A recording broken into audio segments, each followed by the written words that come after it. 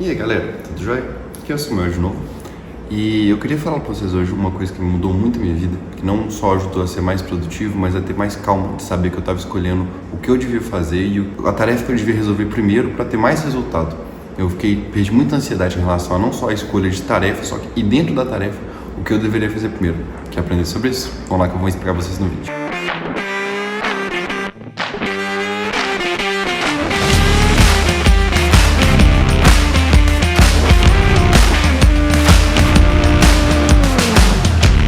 Já perceberam que muitas vezes quando as pessoas vão realizar as mais diversas tarefas possíveis, todo mundo fica assim, tem que fazer isso primeiro, tem que fazer aquele outro, fica dessa confusão, às vezes gera muito estresse, as pessoas até discutem porque o que deve começar primeiro. Muita gente que depois de fazer a tarefa se sente completamente exausto, e nem é pela realização da tarefa em si, mas pelo desgaste mental, a pessoa fica completamente cansada assim.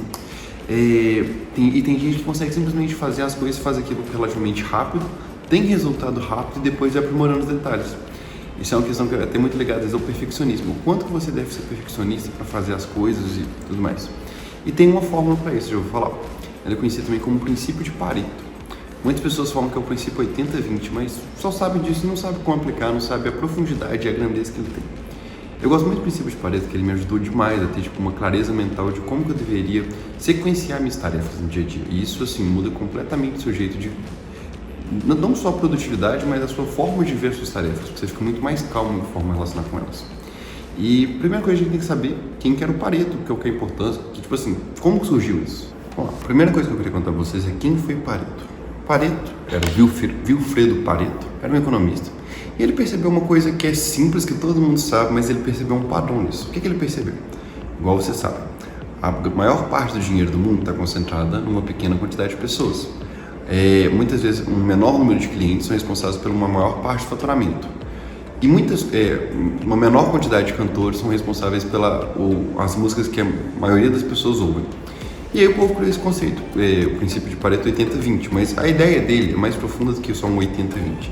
É que grande parte do resultado, dos benefícios, de tudo que acontece, vem às vezes de uma menor parte do esforço.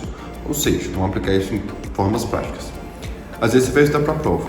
Uma pequena parte do conteúdo que você estuda, às vezes, é mais responsável pela maior parte da sua nota em uma prova do que tudo que você estudou. Porque é uma matéria, às vezes, que cai com muita frequência. Um exemplo disso, claro, é o Enem. O Enem, às vezes, a gente estuda muita coisa para cair, às vezes, com partes isoladas. Se você estudar só aquilo, você tiraria uma nota maior. Outro exemplo, uma empresa. Você percebe que, às vezes, um pequeno número de funcionários são responsáveis pela maior parte do resultado daquilo. E isso se aplica em várias coisas na vida. Quando você consegue perceber que uma pequena parte do seu trabalho, do seu esforço, do que está gerando valor ali, é responsável pela maior parte do benefício, você fica assustado, porque isso acontece na natureza o tempo todo. O menor número de machos na natureza são responsáveis por engravidar a maior parte das fêmeas. Uma menor população concentra a maior parte do dinheiro. E quando você consegue entender esses padrões e pegar para você sempre começar a direcionar seus esforços no que vai te dar maior benefício e um menor esforço, você consegue ter um benefício incrível, porque você consegue focar, agir de forma direcionada no que vai te dar o maior benefício. Ok, beleza. Tendo todo esse conhecimento, o que você tem que fazer? Como você pode aplicar esse conhecimento sabendo que as coisas não acontecem, não é diretamente proporcional ao seu esforço ou ao seu resultado? Esse é o grande motivo que muitas pessoas escrevem, que muitas pessoas conversam antes do seu planejamento, antes do projeto. Você antes ter noção de tudo que acontece para você saber onde você vai focar seus esforços. Ou seja, você vai fazer uma prova. Primeira coisa, o que você vai fazer para estudar para essa prova? Eu vou ler o capítulo do livro, vou fazer as provas anteriores, eu vou conversar com um amigo meu sobre a prova, beleza.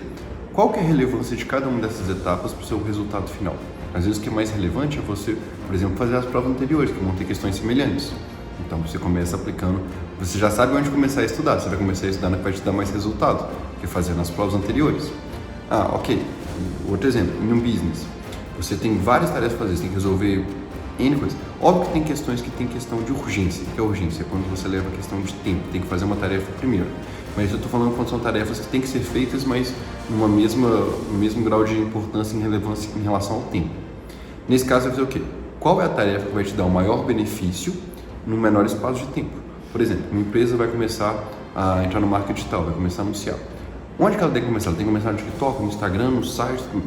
Calma. Primeira coisa que ela tem que fazer. Vou estruturar o que mais vai dar resultado, o que vai dar o menor esforço. Por exemplo, uma empresa que vende telhado. Você olha telhado no Instagram? Não, você vai olhar isso provavelmente no Google para instalar, achar. Então, nesse caso, você vai procurar antes no Google. Você é uma empresa de roupa. Onde as pessoas mais olham roupa? Nas redes sociais. Então, você primeiro vai começar a estudar a sua página no Instagram, depois site, depois Google.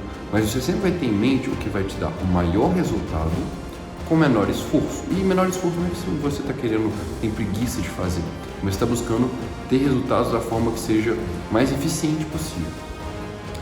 E isso você consegue ter cada vez mais clareza do Pareto, óbvio, de acordo com o seu conhecimento, mas também de acordo com a sua organização, quando você planeja as coisas antes, quando você escreve sobre aquilo, quando você conversa sobre aquilo com alguém. E aí, com mais experiência vai adquirindo, você vai tendo cada vez mais noção de onde você deve começar a tarefa para ter resultados antes, mediante o menor esforço. Faz sentido?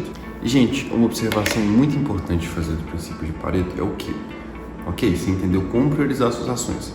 Quer dizer que os outros 80% do seu esforço que dão um menor resultado não são importantes? De forma alguma. Isso é o que a gente chama de capricho. Vão ser as coisas que vão ser mais trabalhosas de fazer, mas que vai dar aquela diferençazinha final. O Pareto te ajuda muito a decidir onde começar a focar seus esforços, como estruturar, o que você vai fazer primeiro, segundo, terceiro. Quer dizer que você tem que fazer uma coisa mal feita? De forma alguma. Quer dizer que os detalhes você vai deixar por último para você começar a ter resultados o quanto antes. Mas os detalhes são muito importantes porque nos sistemas que se encontra a diferença.